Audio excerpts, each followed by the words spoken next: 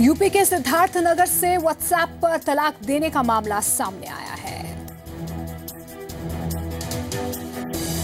Social media के माध्यम अब तलाक का जरिया बनने लगे हैं। ताजा मामला उत्तर प्रदेश से सामने आया है। यूपी के सिद्धार्थ नगर में व्हाट्सएप पर तलाक देने का अनोखा मामला सामने आया है।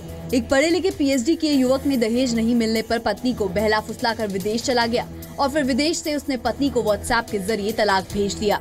सिद्धार्थनगर शहर के करीब महादेवा टाउन के रहने वाले फरीद अहमद ने अपनी पत्नी तस्नीम खान को विदेश से व्हाट्सएप पर तलाक लिखकर भेज दिया है।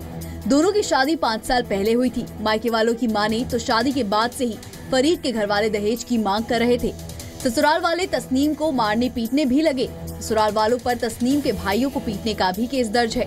मामला पूरे जिले में चर्चा का विषय बना हुआ है। वैसे इस पूरे मामले पर मौलाना भी इस तलाक को जायज नहीं मान रहे हैं। कोई शख्स बगैर किसी कसूर के तलाक देता है तो गुनहगार होगा, लेकिन अगर बख्शपाप से दे देता है तो लिख के देता है तो 3 तलाक दे या 4 या 5, एक ही तलाक होगा। शरअन अल्लाह तबारक व तआला ने फरमाया है कि अत-तलाक़ु मर्रतान, तलाक किसी को अगर दी जाएगी तो 3 मरतबे में देना चाहिए। एक तुहुर में, फिर जब इद्दत खत्म हो जाए तो दूसरे में, फिर तीसरे में। पीड़ित महिला ने पुलिस पर कार्रवाई न करने का आरोप लगाया है और अपने एक विकलांग बेटे और एक दुधमुही बच्ची को लेकर दर दर भटकने को मजबूर है। शरीयत के मुताबिक जिसे तलाक दिया जा रहा है उसका सामने मौजूद रहना जरूरी होता है। ब्यूरो रिपोर्ट के साथ विनोद मित्तल, जी मीडिया।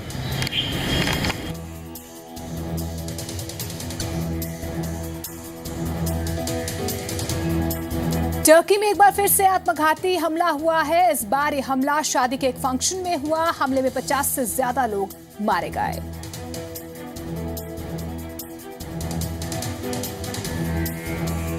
टर्की में आतंकियों ने शादी समारोह को निशाना बनाते हुए आत्मघाती हमला करके 50 लोगों की जान ले ली है। इसी सड़क पर कुछ देर पहले लोग शादी के जश्न में डूबे हुए थे। बाराती नाचते गाते अपने में मगन थे। ठीक उसी वक्त एक आत्मघाती हमलावर ने खुद को उड़ा लिया। शादी का जश्न मातम में बदल गया। चीख पुकार मच गई। शनिवार की रात तुर्की के गाजियाटेप में एक शादी के समारोह में यह हमला हुआ। शादी के फंक्शन के लिए बड़ी संख्या में लोग इकट्ठा हुए थे। इस हमले में 50 से ज्यादा लोग मारे गए, जबकि 100 से ज्यादा जख्मी हुए। मरने वालों की संख्या और ज्यादा हो सकती है। Çevre eş dostlarımızdan vardı, işte komşularımız vardı. Üzüntülüyüz, acı içerisindeyik. Vahşetçe yapılan bir şey. Bu tür katliamların sona ermesini istiyoruz. Geneli kadın ve çocuk olmak üzere bayağı bir sıkıntılıyız ya. शादी में मौजूद बच्चे और महिलाएं बड़ी संख्या में मारे गए। हमले के निशान दीवारों और दरवाजों पर देखे जा सकते हैं। बम के छर्रों ने दीवारों को छलनी कर दिया है। तुर्की के राष्ट्रपति ने इस हमले को अंजाम देने के लिए ISIS पर शक जताया है। ब्यूरो रिपोर्ट के साथ संदीप सिंह, जी मीडिया। अब आपको दिखाते हैं चीन में 2 पहाड़ों के बीच बना एक ऐसा ब्रिज जो शीशे का है। जब ये ब्रिज झूलता है तो लोगों के दिल भी हिलने लगते हैं।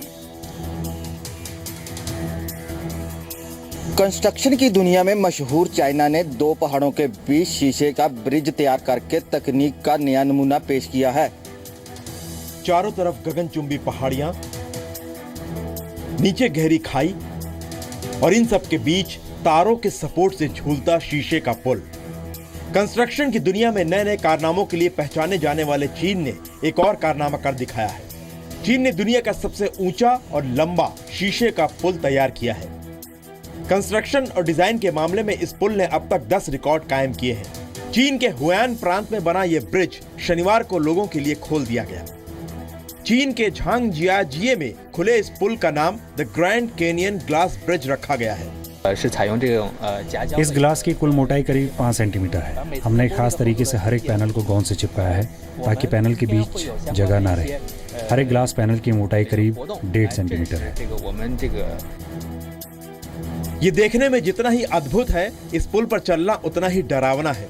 जमीन से 590 फीट ऊपर शीशे के पुल पर कदम बढ़ाना आसान नहीं। पुल के नीचे देखने की हिम्मत बहुत कम लोग जुटा पाते हैं। नीचे देखते ही सांसें जैसे थम जाती हैं, खून जम जाता है। लेकिन इस पुल पर चलना बिल्कुल सेफ है। ब्रिज से जुड़ी कुछ और खास बातें सुनिए। ब्रिज पिंगजांग में बुद्धा क्षेत्र की 2 पहाड़ियों के बीच बना है। जमीन से 590 फीट की ऊंचाई पर है ब्रिज की लंबाई 984 फीट है। इस पुल को बनाने में $39 मिलियन खर्च हुए। इसमें लगे शीशे सामान्य शीशे से 25 गुना ज्यादा मजबूत हैं। शीशे के एक ब्लॉक का वजन 140 किलोग्राम है। पिछले महीने जुलाई में इस ग्लास ब्रिज की मजबूती को जांचने के लिए 2 टन वजन के 2 ट्रक गुजारे गए।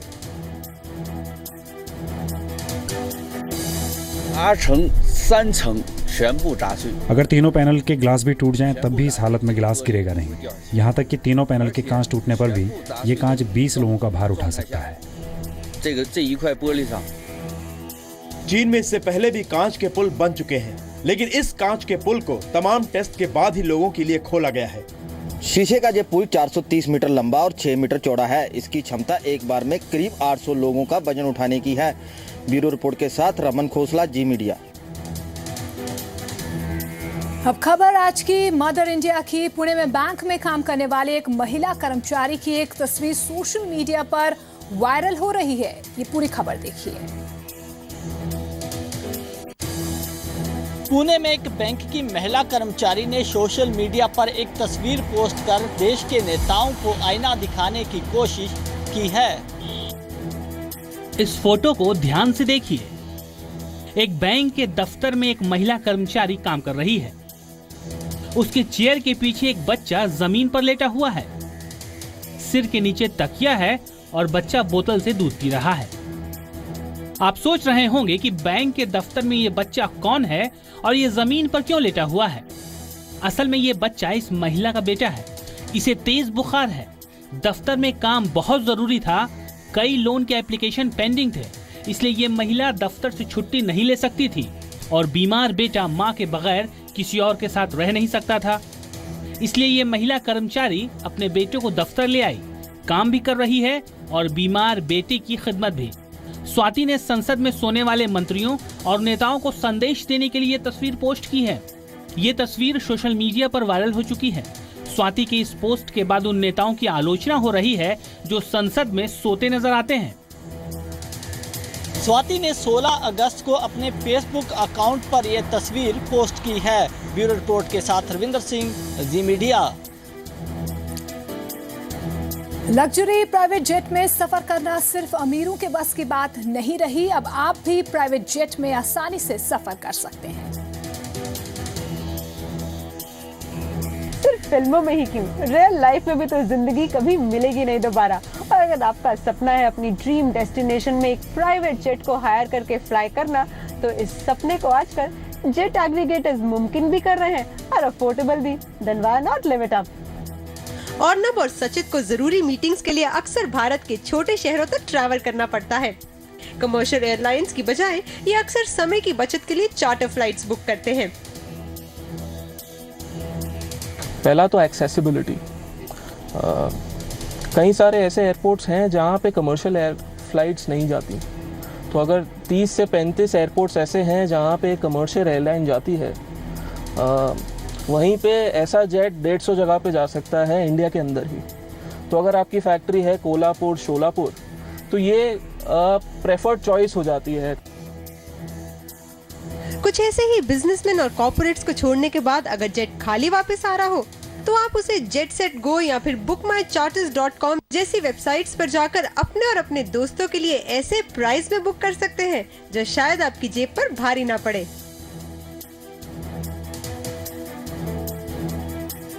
मणिमहेश यात्रा को लेकर चंबा प्रशासन ने तैयारियां तेज कर दी है। यात्रा का आगाज 25 अगस्त से होगा। ये रिपोर्ट। 25 अगस्त से शुरू होने वाली मणिमहेश कैलाश यात्रा को लेकर प्रशासन सभी तैयारियां मुकम्मल करने में जुटा है। मणिमहेश कैलाश यात्रा की एक अलग मान्यता है। श्री कृष्ण जन्माष्टमी से लेकर राधा अष्टमी तक चलने वाली इस यात्रा में हजारों श्रद्धालु पहुंचते हैं। इस बार इस यात्रा में पिछले साल के मुकाबले ज्यादा श्रद्धालुओं के पहुंचने की उम्मीद है। लिहाजा इस पावन यात्रा के लिए जिला प्रशासन ने पूरी तैयारी कर ली है। 25 अगस्त से 9 सितंबर तक चलेगी मणिमहेश यात्रा। यात्रियों का पंजीकरण धरवाला में किया जाएगा। श्रद्धालुओं की सुविधा हेतु मोबाइल शौचालय स्थापित किए जा रहे हैं। ट्रैफिक व्यवस्था को लेकर प्रभावी कदम उठाए गए हैं। मणि महेश यात्रा के बेहतर संचालन के मद्देनजर 12 सेक्टरों में बांटा गया है। हर सेक्टर पर 150 कर्मचारियों की ड्यूटी लगाई गई है। किसी तरह की विकट परिस्थिति से निपटने के लिए 80 सदस्यीय रेस्क्यू टीम का गठन अलग से किया गया है। प्रशासन ने 9 रेस्क्यू पोस्ट स्थापित किए हैं। श्रद्धालुओं को चिकित्सा सुविधा देने के लिए 5 अस्थायी कैंप स्थापित किए गए हैं। इसके अलावा श्री गंगाराम अस्पताल की टीम भी पहुंच रही है। सुरक्षा प्रबंधों के मद्देनजर स्थानीय पुलिस के अलावा 9 रिजर्व बटालियनें अलग से मंगवाई गई हैं। यात्रा के लिए हवाई सेवाएं भी शुरू कर दी गई हैं, जिसका एक तरफा किराया 2010 रुपये तय किया गया है। यात्रियों की रजिस्ट्रेशन की जा रही है कि रजिस्ट्रेशन करके कितने लोग जा रहे हैं। उनकी सेफ्टी के लिए रेस्क्यू टीम भी रखी है। खाने पीने की व्यवस्था के लिए लंगर्स जगह जगह पर लगे हैं और हमारी पूरी कोशिश है प्रशासन की कि जो ये यात्रा है वो बहुत ही अच्छे तरीके से सेफली और ज़्यादा से ज़्यादा लोग यहाँ पर आए। तो मुझे आशा है कि जो ये पवित्र यात्रा है ये श्रद्धालुओं को आकर्षित करेगी और जितनी भी व्यवस्था हमारे द्वारा की जाएगी उससे श्रद्धालु संतुष्ट होंगे। 9 सितंबर तक चलने वाली इस यात्रा में पिछले साल के मुकाबले ज़्यादा श्रद्धालुओं के पहुंचने की उम्मीद है। शिव शर्मा, जी मीडिया, चंबा। मध्य प्रदेश में बाढ़ का कहर लगातार जारी है। रीवा में मुख्यमंत्री शिवराज सिंह चौहान को गुस्से का सामना करना पड़ा। मध्य प्रदेश में बाढ़ से लोगों की मुश्किलें कम होने का नाम नहीं ले रही हैं। यही वजह है कि मुख्यमंत्री को लोगों के गुस्से का सामना करना पड़ रहा है। मध्य प्रदेश में बारिश कहर बनकर टूटी है। लगातार भारी बारिश और बाढ़ से हालात बेकाबू हो गए हैं। कुदरत के इस कहर का सबसे ज्यादा असर सतना, रीवा, सीधी, छतरपुर और सागर में देखा जा रहा है। सतना और रीवा में बिगड़े हालात को देखते हुए सेना ने मोर्चा संभाल लिया है। लोगों को सुरक्षित जगहों पर पहुंचाने में सेना के जवान जुट गए हैं। हेलीकॉप्टर की मदद से लोगों को रेस्क्यू किया जा रहा है। रीवा में बाढ़ के चलते कई इलाके जलमग्न हो गए हैं। सतना में भी हालात भयावह हैं। यहाँ भी बाढ़ में फंसे लोगों को बचाने के लिए सेना की टीम लगाई गई है। इसके अलावा छतरपुर, खंडवा, रतलाम, टीकमगढ़ और राजगढ़ में भी भारी बारिश और बाढ़ ने बेहाल कर दिया है। छतरपुर में केन नदी के किनारे बसे गांवों को खाली करा दिया गया है और लोगों को सुरक्षित स्थानों पर शिफ्ट कर दिया गया है। रतलाम में कल से बारिश हो रही है, जिससे जगह जगह पानी भर गया है। रतलाम में अब तक कुल 34 इंच बारिश रिकॉर्ड की गई है। देखिए डीप डिप्रेशन जो है गुना के आसपास बना हुआ है, वो पिछले 24 घंटे से लगभग वहीं पे स्थिर है। टीकमगढ़ में पिछले 30 घंटे लगातार मूसलाधार बारिश होने से नदी नाले उफान पर हैं।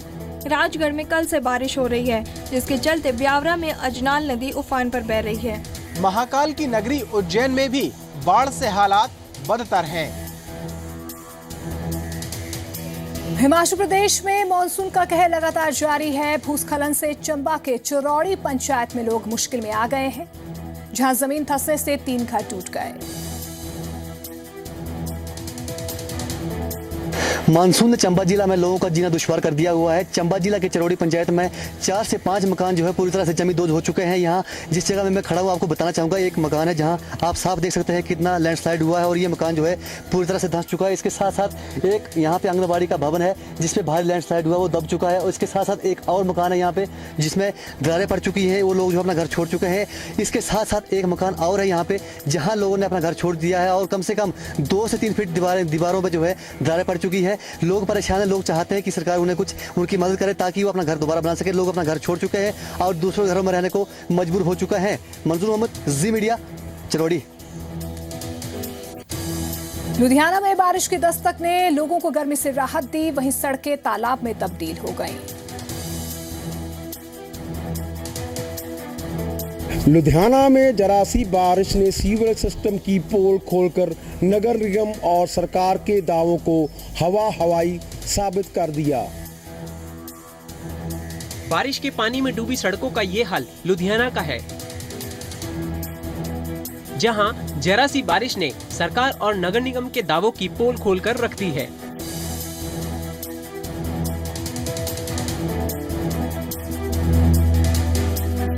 सूबे के डिप्टी सीएम सड़कों का जाल बिछाने को अपनी बड़ी उपलब्धि बताते नहीं थकते, लेकिन लुधियाना की इन सड़कों पर गाड़ी चलाने वाले आम आदमी के जहन में सिर्फ एक सवाल है, वो पूछ रहा है कि क्या ये दिन देखने के लिए हाउस टैक्स जमा करा रहे हैं। इन्ने रोड खराब ने, इन्ने टेंपू रेड़े टुट रहे ने, टेंपू पलट रहे ने, इन्ना बुरा हाल है साडा रहन दा। की फायदा है जी हाउस टैक्स जमा कराउण दा, गवर्नमेंट नूं पैसे देण दा। साडे इंडस्ट्री स्टेट दे कोल better road and industry state दा बहुत बुरी हालत है। पानी बहुत भर जांदा वा, अज जरा के मींह पिया वा ते इत्थे इन्ने खड्डे खड्डे हो गए ने ते खड्डियां दा सुधार कीता जावे, पानी दी निकासी दा सुधार कीता जावे। दरअसल सीवेज सिस्टम के मजबूत नहीं होने के चलते बरसात में सड़कों का पानी खड़ा हो जाता है, जिससे सड़क पर बड़े बड़े गड्ढे हो गए हैं। जबकि लुधियाना के मेयर महज कुछ जगहों पर कमी होने की बात कहकर उसे दूर करने का दावा कर रहे हैं। बरसात के मौसम के वाटर लॉगिंग की शहर च काफ़ी प्रॉब्लम मेरे भी ध्यान चाहती है, क्योंकि हाले तक असी अपने साधना नाल सिर्फ 12-13% शहर के इलाके विच ही स्ट्रॉन्ग सीवर पा सके हैं। बाकी सारे शहर दे विच हाले स्ट्रॉन्ग वाटर सीवर की व्यवस्था करना बाकी है। नगर निगम के मेयर की माने तो कुछ जगह पर पेश आ रही दिक्कत को जल्द दूर कर लिया जाएगा। लुधियाना से ब्यूरो रिपोर्ट के साथ हरप्रीत सिंह, जी मीडिया। और अब जाते जाते देखिए मौसम का हाल। हिसार और अमृतसर को छोड़कर बाकी शहरों का अधिकतम तापमान आज 35 डिग्री तक सीमित रहा। मौसम की बात करें तो तापमान में बीते दिनों के मुकाबले थोड़ी नरमी दर्ज हुई है। हिसार का अधिकतम तापमान 36 डिग्री सेल्सियस, दिल्ली में 35 डिग्री सेल्सियस और गुड़गांव में 34 डिग्री सेल्सियस तापमान रिकॉर्ड किया गया, जबकि राजधानी चंडीगढ़ का तापमान 32 डिग्री सेल्सियस दर्ज किया गया। पंजाब की बात करें तो जालंधर में 35 डिग्री सेल्सियस और अमृतसर में 36 डिग्री सेल्सियस तापमान रिकॉर्ड किया गया, जबकि बठिंडा में 33 डिग्री सेल्सियस और लुधियाना का तापमान 32 डिग्री सेल्सियस रिकॉर्ड किया गया। हिमाचल की बात करें तो शिमला में 23 डिग्री सेल्सियस, मनाली में 22 डिग्री सेल्सियस और धर्मशाला में 28 डिग्री सेल्सियस रिकॉर्ड हुआ है, जबकि जम्मू कश्मीर की राजधानी श्रीनगर में 32 डिग्री सेल्सियस तापमान दर्ज किया गया है। पहाड़ी शहरों की बात करें तो पर्यटन नगरी मनाली के तापमान में 4 डिग्री तक की गिरावट दर्ज हुई है, जबकि श्रीनगर का तापमान 30 डिग्री को पार कर गया है। ब्यूरो रिपोर्ट, जी मीडिया।